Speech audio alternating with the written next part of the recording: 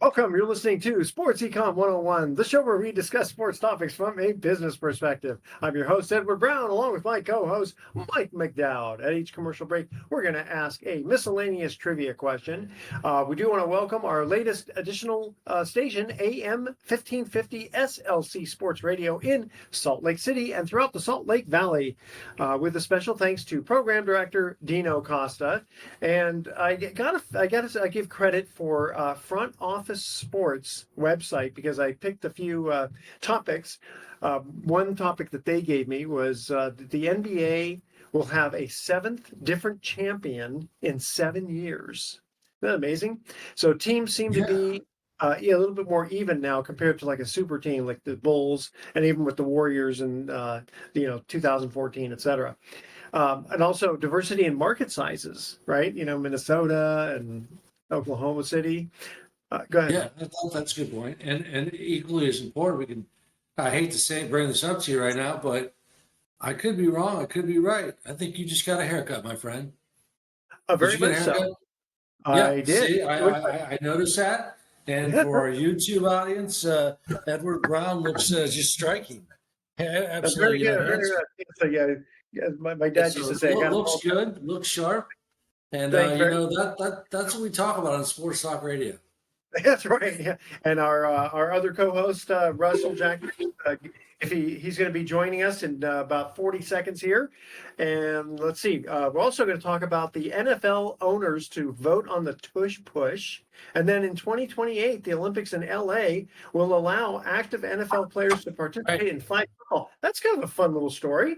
All right. And then also, Pete Rose and shoeless Joe Jackson potentially get considered to the Hall of Fame.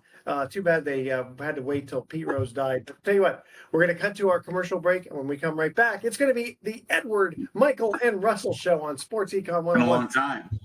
All the time. Don't touch that dial. We'll be right back.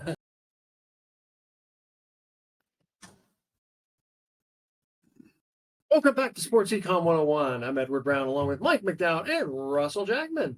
All right, guys, let's start off with Pete Rose and shoeless Joe Jackson finally being considered for the Hall of Fame.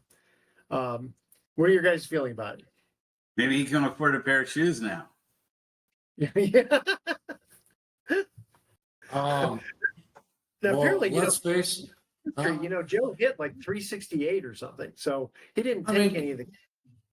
Listen, in today's baseball world, the standards, I love all these guys that proclaim and go around saying, well, in the clubhouse says you should not bet on baseball. Well, if you want to be so high and mighty and pious, okay, I guess. We know who said, Bart Giamatti was the one who originally made sure that steroids were supposed to be banned, Pete Rose, etc. Well, listen, it's undeniable, unquestionable. Pete Rose is a Hall of Fame baseball player. He wasn't a perfect man. I'm not saying what he did was right, but what I am saying is that by all the things that happened in baseball day in particular, sports wise, there's just so many other things that could be equally as egregious as betting on sports. I mean, Sammy Sosa, Mark McGwire. But they're not in the Hall of Fame, but still. But they're up for the ballot. They're all. Point. But also Pete, and I'll take him at his word on this one that he said he never bet against his team, which definitely would be a huge difference between betting on your team versus betting against your team. Okay, but you know what? If we're going to go back in time, we're going to have to take a lot of guys out for other moral issues. Cap Anson, for example, way back when, he's the guy who basically put the kibosh on black people. Right. Before him, not before him, but Fleetwood Walker was way before Jackie Robinson, and he was playing, and then Cap Anson basically said, nope, no more black people, and for whatever reason he had the power to do that. I mean, that's a major thing, and yet he's in the Hall of Fame. Yeah, well said. I don't want to cut off Russell, but well said, because that's true. I mean, you could go back to Jackie Robinson, that era, or during Jackie Robinson's era, all the managers that spoke racial slurs against him, etc. I mean, let's face it, America's really big on erasing history. tearing down statues. What's the difference? There is no difference, and it's disgusting what took place. I'm on record for saying that. But there's so many things. I mean, I would imagine, and I'm not putting him in this category, but I imagine if you carefully looked at, and I love this guy, and I know he was a good person, but he was a party boy. I'm sure Babe Ruth did some things, wild, parties with women. I'm just saying. I mean, you can find probably wrong. Enough to get. I'm not sure if that's enough to. No, I know, but I'm just using the craziness. What if Pete Rose, as a manager, bet on his own team to lose? That's why I think he's never being allowed back in. Is because there's enough evidence that they've buried that showed that he bet on his team as a manager to lose games, and that's something that that is sort of a major thing. And also, when I remember years ago, we had a guest on, and we talked about this, and I said, well, what did he only bet, to win? And he says, well, here's the problem, you have the bullpen, and you waste all your best players to win that game, and then it affects other games. And I kind of understand that, but are we going to start going down? How far a path do we want to go versus just looking at baseball statistics? Well, first of all, I'd like to see the evidence that Pete Rose bet on his own team, or I'd love to see that. First of all, second of all, if you're going to love to see it because it would show that he's totally guilty, that he's gone so far. I mean, you think that baseball would just go to all these lengths to keep him out of the Hall of Fame just because he did some very casual betting? And Pete Rose was known to be a habitual gambler who would do anything to win. And, why is that so inconceivable? They would bet on his own team to lose if he was manager. It's hard to bet on something and guarantee. It's hard to bet on something and guarantee a win, but it's very easy to bet on something guaranteeing that you're going to lose if you're a manager. So how do you do that, though? I guess you say, okay, you get your best player to bunt, you just don't even play him. You pull him out after an inning. You put in your worst pitcher. You don't make any substitutions when you're down by 4 or 5 runs. A guy's pitching really poorly, you just leave him in. I mean, Michael Jordan was known to be an extreme. We're talking about Pete Rose as a player. As a player, there's no evidence in that. He never threw any games as playing for the Reds. No, but if he did it as a manager, that's worse in a lot of ways. Well, why? Again, if you're a player and he's not playing the game, he's just managing the game. Yeah, and that's my argument. He still belongs in the Hall of Fame. He belongs in the Hall of Fame. I don't think he belongs in the Hall of Fame because if he bet on his own team to lose, that's about the most unsportsmanlike thing you can possibly do as a manager, other than going out and physically tripping players. Yeah, but you know what though? All these guys are professional baseball players. Even if you get your worst pitcher, he still made it to the major leagues. Now, unless you convince them, like back in the 1919 Black Sox, where they specifically tried to throw games, the players don't know any different, right? They're just playing. They get money. Yeah. They have to get paid. I mean, if they're really going to be fully participating in that situation. Yeah. But again, if you're going to make the point about Pete Rose, then I'm not. You do have to mention, because it is illegal, and if you want to go by those standards, please let's talk about Sammy Sosa, Barry Bonds, Mark McGwire, and all the other steroid great players. Brady Anderson, for example, catcher for the Baltimore Orioles. One year he led the league in home runs. Who's this guy? Yeah, he's not out of nowhere. Anytime 20 home runs or 20 home runs. He almost gets 50 home runs in a year. He's not going to the Hall of Fame. But here's one of the problems too: is that it doesn't matter. He's still the guys who we're talking about the Hall of Fame or not. Well, let me make this point. One of the big problems with the whole steroid thing is you guys go, you know what? It's worth it. I made my 30 or 40 million bucks and okay, big deal. So now I've got a suspension for they don't want it, but it's worth, they say the juice is worth the squeeze, right? If you're going to get paid that kind of money. And it's so sad, with Barry Bonds, he would have been a Hall of Famer, even if he didn't do drug, but I mean, it's kind of hard to, because obviously he did. So McGuire too, I think, is a Hall of Famer. Well, I don't McGuire's- think McGuire, even with the He's steroids, not. he hit a lot of home runs. He was not a good You fielder. might want to take a look at his stats. Pretty insane. I'll have to do that. But and when he first came up, he was great. I loved him. 49 home runs in his rookie year. But after that, I mean, he had power, but I don't know. He just didn't. He didn't do it for me, as they say. Well, he hit the home run record. He broke Roger Maris's. I know, but that's just a one-time shot, right? I mean, and again, listen, I don't downplay a guy. Like if I took steroids, I'd still have to perform. You can't just take steroids and automatically hit home runs. You still have to be talented. No, but I dislike that argument tremendously because steroids helps you stay in the game. You can play games that you would normally be hurt. If you weren't hurt, if you were off of steroids, you would be out of the game. And steroids helps you stay in the game. That's a very good point. Yeah, I disagree with Russell's point because steroids were illegal. Okay, so either you cannot take an illegal substance that it's against the law to help your performance in any particular sport. And baseball was hell bent. I don't think he's disagreeing. Yeah, that's not my point. Yeah. Okay, all right. My point is I it does help. By cheating, it does help you get records that you wouldn't get. Yeah, no, absolutely. Okay. Oh, hold on. We got to cut to our break here. All right. This is kind of an odd question here. Okay, which U.S. state has the highest number of vehicles per capita? You got 50 states to choose from. Okay, it's probably not one you really think of too much. All right, email Edward at sportsecon101.com the answer to this question: which U.S. state has the highest number of vehicles per capita? Stay with us. Sports Econ 101 will be right back. Don't touch that dial.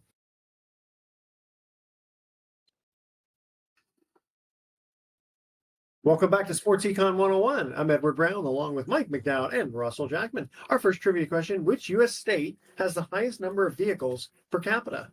I'm going to guess Michigan. No, but it does start with an M. Maryland. No. Whoa. Montana? Yes, Montana. Really? Because there's so few people. So few people, but I guess everyone's got. Everybody owns like a bunch of junk cars. Yeah, a bunch of trucks, probably. Yes. Okay, so just don't knock Montana. My mom was born in Montana. I've been there. I'll knock it as plenty times as I want. I've been there. Fort Benton, Montana, right on the Missouri River. Big sky country. Hey, Huey Lewis. There's a reason why they call it flyover country. Yeah. Well, yeah. I had some Texas friends. is great. I love Dallas. It's a great city. I hate Texas. I've been to El Paso. One of the worst cities in the world. You haven't been to Dallas or Austin? Nope, and I'm not going. And I'm not going. Dallas is great. I've been to Houston also. Houston, if you want to great thunderstorms are in Houston in May right now. They're going on. Okay, moving on to Russell's favorite topic, basketball. So this year, the NBA will have a 7th different champion in 7 years. So teams seem to be more even now versus super team, Jordan's Bulls. Last back-to-back was the Warriors. Yeah. And again, back to that too. I guess a lot of it has to do with the salary cap. And then what's interesting is the diversity of the market sizes. Now, the New York Knicks, that's a big one. We don't know who's going to be in the finals yet. Oklahoma. Baseball hasn't had a back-to-back champion in even longer, and they don't have a salary cap. So try your next theory. Okay. Boy, Russell, you're really getting testy here today. Well, you guys are saying stuff. You're just throwing stuff against the wall. I mean, to make spaghetti stick against the wall, you got to cook it first. Okay. I'm not sure where that comes in, but I got this from Front Office Sports, and that's what the writer said. So there. Yeah, I didn't make it. There's no shortage of people that can be wrong in this world. Well, that part's true. But I do think it's kind of interesting. I mean, so why do you think it's 7 different champions in 7 years? Because I think it's a really grueling pathway to the NBA championship. It's harder than any other sport to make it all the way through with 7 games in the first round, 7 games in the second round, 7 games up to 7 games in the third round, and then championship. I know, but each team has that though. There's not one team. You don't have that in college basketball. You don't have that in baseball. They don't have as many rounds in baseball. They don't have as many rounds in football. It's just a single elimination game.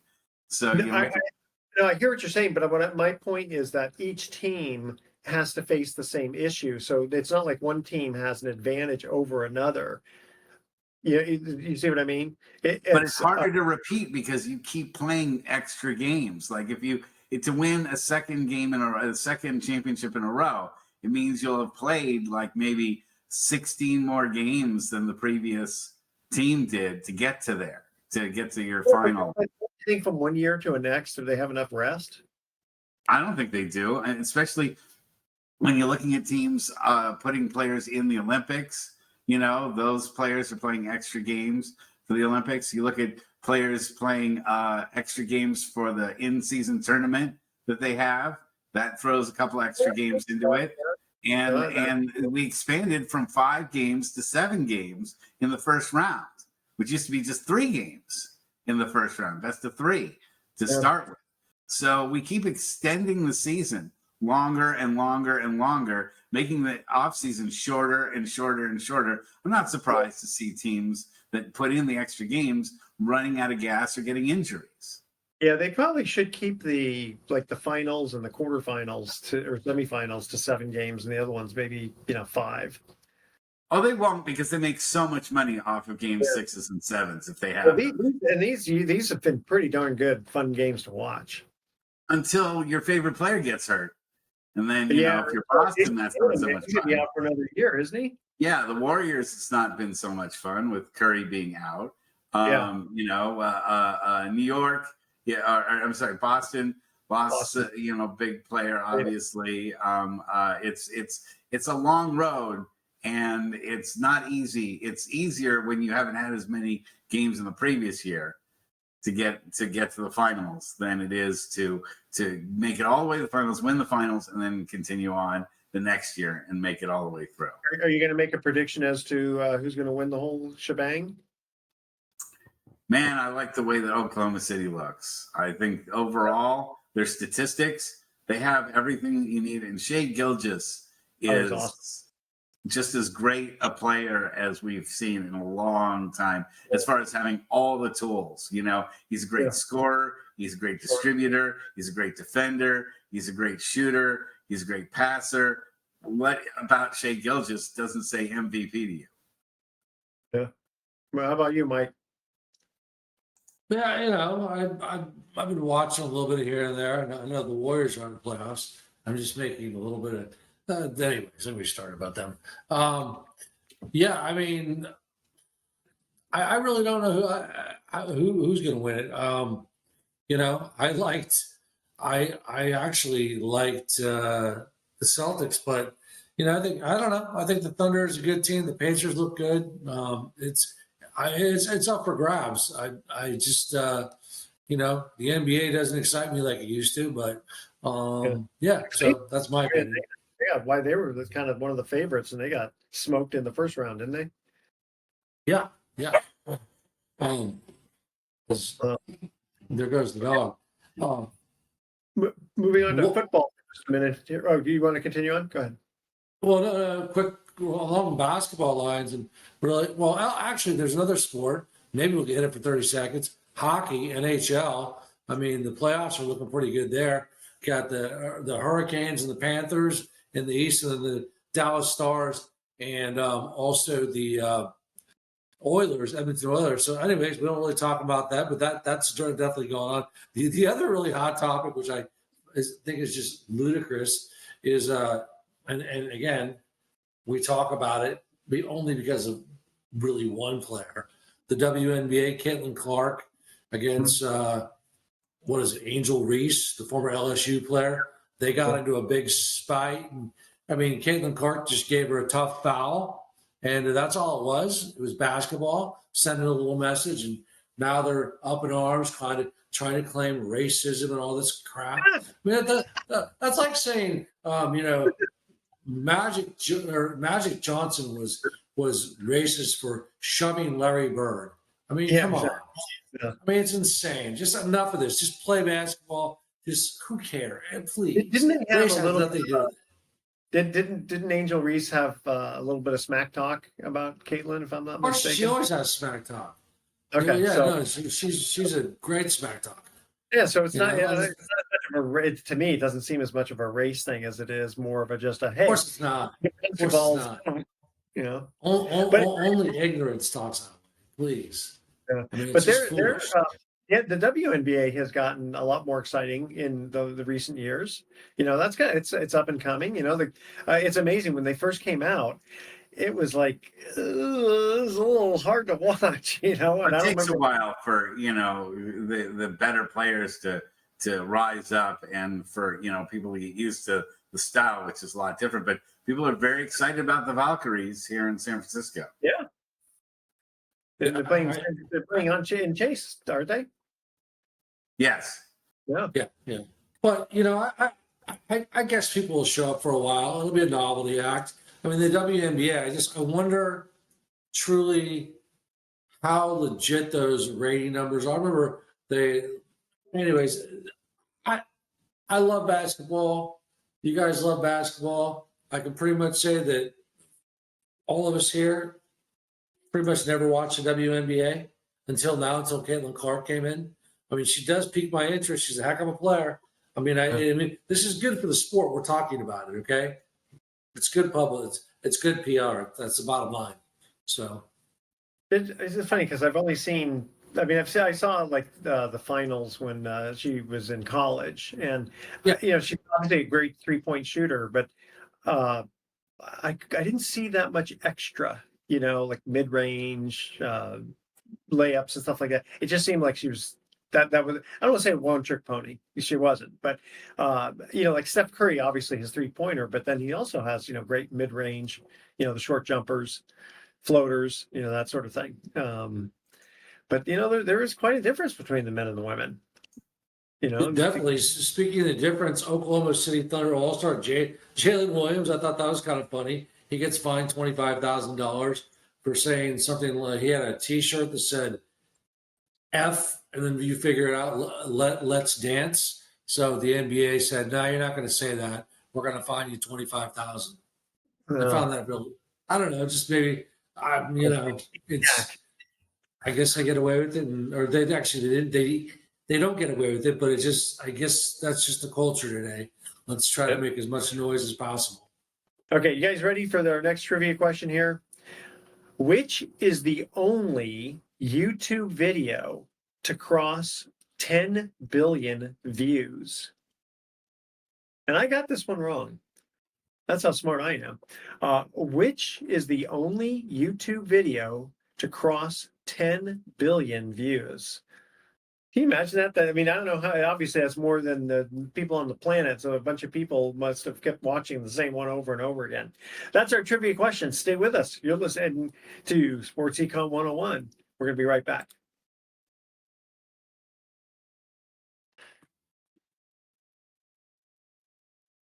Welcome back to Sports Econ 101. One more time, I'm Edward Brown, your host, along with Mike McDowd and Russell Jackman. Second trivia question: which is the only YouTube video to cross 10 billion views?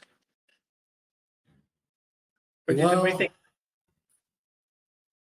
I'm just thinking like the Macarena or something stupid like that. Okay. I thought it was the Gangnam Style, but I think that that may have been the first one to hit 1 billion. That's what my guess was, and I was wrong. And I'm sorry to say, I had never even heard of this one.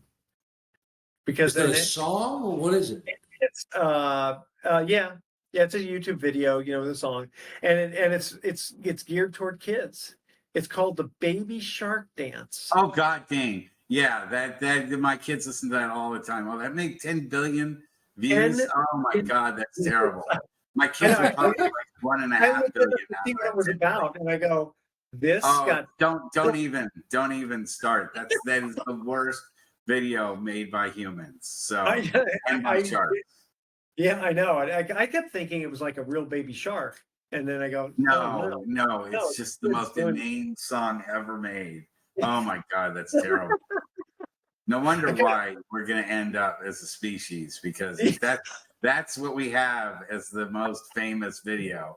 I'm surprised that aliens just don't come down and obliterate us right now for our own good. Oh, that's bad. Dude. That's sad. Okay, okay. So, Mike, before you get into it, really quickly, the NFL owners are going to vote on the tush push. Why do they have to vote on that? They should. It's a. I mean, you're not allowed to drag people across the line, but you can push. What's the difference? Are they trying to say it's illegal? Yeah, that's what they're going to vote. That's You know. just that. Yeah, I agree. It's bizarre. It's stupid. Yeah, just let them do it. It's, All right, Mike. What do you it's- want to bring up? Oh no. Well, what I want to bring up. First of all, I want to bring up this kid right here. I don't know if you can see it, but I want to give a hearty. Yeah, it's all right. Well, I gotta say it because I'm a proud uncle, and I just want to say congratulations to my nephew James Fair, my sister Patty, and husband. They have a graduate from De La Salle High School, very famous school in the Bay Area in Concord, California. So congratulations to him. Love you, buddy. And he's going to become a Wildcat for the University of Arizona. So I'm very proud. I'm a proud uncle. Does he play? Yeah, he plays rugby. Wow. Okay. He's a big kid. He's probably going to play for Arizona. But culturally speaking, I got to ask this question, Edward, and even Russ. Do you know? And I'm not saying this happened. And when these high school kids today graduate, they throw these graduation parties, and apparently there's a little more than just grape juice being served at a lot of these. And this is across the board. I'm hearing this across the country. I'm not saying this happened with my nephew, but it seems like even the parents are partaking in throwing the parties and then also hoisting them up. And what it wasn't that way when I was growing up. Was it you with you guys? Are you saying that the parents are knowingly and allowing the kids to drink alcohol, or someone's just spiking? Of course, everybody knows about it. Yeah. No, I'm from the 80s. Everybody stole their parents' cocaine and did it at parties. Okay. They weren't frank. They were busy stealing their parents' cocaine. Okay, That's crazy. I graduated in the 70s, and what would happen is, guys would come and spike the punch type of thing, but without the parents purposely knowing. Now, if they found out, Right. it wasn't such a big deal. But So you didn't deal that with your kids, Edward? You didn't deal with that kind of stuff? I'm just curious. I mean, we didn't like knowingly try to serve them, but you kind of figure that. I hear that. Yeah, I hear this apparently is a bit of an epidemic across the country now. I'm just curious how My people. kids hate the taste of alcohol, so I'm lucky. What's that? My kids hate the taste of alcohol, so I'm lucky. But well, they're still young, so yeah, you can't get away with that, Russ. yeah. The thing is, though, the parents have to be really careful. I mean, they can be. They do. That's why I'm bringing it up. I can't believe. I mean, this is a show about financial stuff. So, we'd be remiss to just slide over the fact that Brock Purdy signed his contract finally for $53 million per season. That was a big deal. And the fact that the Niners got it done before the start of training camp, before the start of preseason is a big deal. And that Brock Purdy didn't hold out. He was playing the entire time at training camp. I think bodes well because the Niners the last couple of years have played brinksmanship on players, waited till, the start of the season before getting some of these guys in, like Trent Williams and Brandon Ayuk, and it definitely hurt the team. And they also learned something with Bosa, that if they wait till the season starts, these guys just don't hop in and start playing all that well. You know? The first couple of games, Trent Williams had to be sucking on an oxygen tank, in the middle of the game because he was just plumb out of shape to try to play as many minutes as he thought he could. That's a good point. And then Fred Warner just got signed today too. Oh, good. So the Niners they've got their ducks in a row. They've got a lot of rookies, but I actually am very optimistic for what the Niners are going to be like next season. Certainly going to be more than 6 wins. Got it. Healthy. Go ahead, Mike. We'll see if Kyle can finally win one. I'd like to see him win a championship. I'm still not. There's a lot of question marks still, even though he's been to the Super Bowl. What do you think about the fact that Dallas, the Mavericks, won the draft in the NBA despite a 1.8% chance, and teams like Utah, Washington, and so forth fell down tremendously, even though they desperately need better players. And Dallas went to the NBA Finals last year, and they were in the play-in tournament. Shouldn't the play-in teams not be any better than a third or fourth pick in the NBA draft? Yeah. I still can't get over the fact that they traded Luka for Anthony Davis. Yeah, but they get Cooper Flag just to replace him. It's almost like they're not going to miss a beat, except for part of a regular season. They're going to basically be another great team again. Anthony gets hurt a lot more. I don't remember Luka getting hurt too often. Anthony Davis, he got hurt. He seemed to be hurt a lot in his career. Go ahead, Mike. Listen, also, just transition. I got two quick subjects, but one that's really going to be meaty. The other one's going to be super interesting. But 2028 NFL players eligible for the LA Olympics. I have mixed emotions about that. I don't know about you guys, because, it's great. So NFL players are going to play flag football. That's all fine and dandy. They're the best of the best. But what about sending maybe really, really good athletes where the competitive field is fairly even? Because the NFL players what are other countries sending? Well, look, I for example, in flag football, in the I guess the women's, the Mexico beat the U.S. in flag football. In the NFL, whatever, they were honored. So what other countries are going to be there? Mexico, Canada. No, what I mean is what do they don't have professional football, right? But they must have some top athletes. They have good athletes that play flag football. Well, the Canadians is the CFL, so that I don't know if the CFL player is going to show up. That's going to be your championship game. Has to be. So I don't know. It's interesting. It's interesting. I guess only professional sport athletes can now partake in the Olympics. I think it would be. I don't know. Any thoughts on that? Because I think it's. It's good. It's bad. It's. Look, we would only send college players in the old days, but other teams like basketball, I think they were professional. The whole idea is whether you got paid or not is how they determine it, right?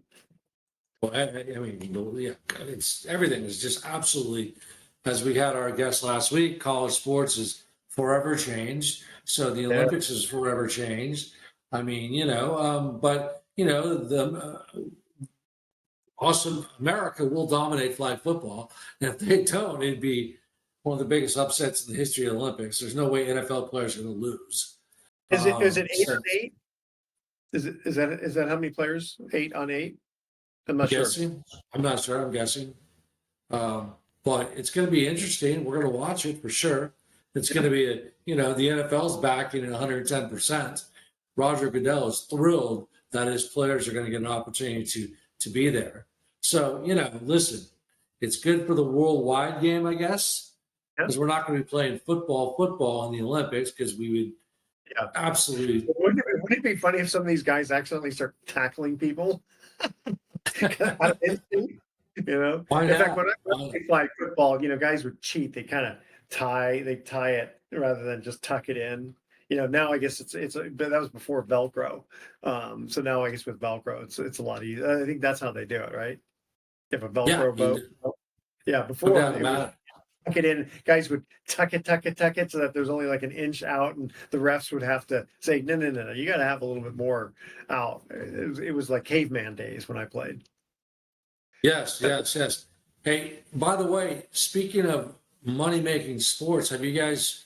I'm sure you probably every now and then catch the Indy 500, right? The Indianapolis 500. Do you guys care? I tell you, it's one of the most boring things to me, unless there's a crash. Just to see going around and round, and this guy, after 100 laps, finally overtook this other guy. And what amazes me is how fast they can do a pit stop, like less than 2 seconds. I don't understand that. That's fantastic. Well, but go. It was a logical question because before the Indy 500, guess what's going to be happening? Are you ready for the Weenie 500? 6 different Wiener mobiles are going to do a one-of-a-kind competition This will be apparently on the 23rd on the Fox Sports app. Check this out. The Wienermobiles are going to represent 6 different regions. The Chi Dog, CHI, is the Midwest. The New York Dog is the East. The Slaw Dog is the Southeast. What is this? Somran Dog is the Southwest. The Chili Dog is the South. And representing the Great Northwest is the Seattle Dog. The Seattle Dog. Okay. Well, what about the sourdough dog? You know, come on, who cares about the Northwest? The sauerkraut dog. So Yeah, exactly. These are Wienermobiles. Wienermobiles, isn't that awesome? That's that. I mean, that I'm gonna. If it's at 2 a.m., I'm gonna set my alarm just to watch it. Yeah, but live. if there's a crash on something like that, that's going to be so tragic. So, you know. Yeah, well, yeah, really, that's true. Okay, you guys ready for our last commercial trivia question here? What is the most common star type found in the Milky Way? What is the most common star type found in the Milky Way? That is our trivia. I know this answer. And by the way, okay, you ready? I've got a quick silly joke here. So a ham sandwich walks into a bar and orders a beer, and the bartender says, "Sorry, we don't serve food here." Come on, Russell. That was silly enough for You even got you to the get expression right there that you need. it. That was right from Charlie Chaplin. Right. Charlie Chaplin. You know what Charlie Chaplin would say? Okay, again, we're going to ask this trivia question one more time. What is the most common star type found in the Milky Way? Stay with us. You're listening to Sports Econ 101. Don't touch that dial. We are going to be back with some closing comments.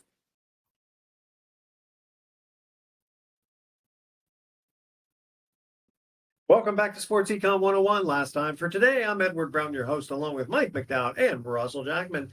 Third trivia question: what is the most common star type found in the Milky Way? Red dwarf. Yes. I got one this week. Usually get one. I'm impressed. Not even the white dwarf. He guessed the red dwarf. Wow, we have the astronomer, Mr. Russell Jackman. Thanks. That's pretty good. Well, you didn't ask any basketball trivia, so what am I going to do?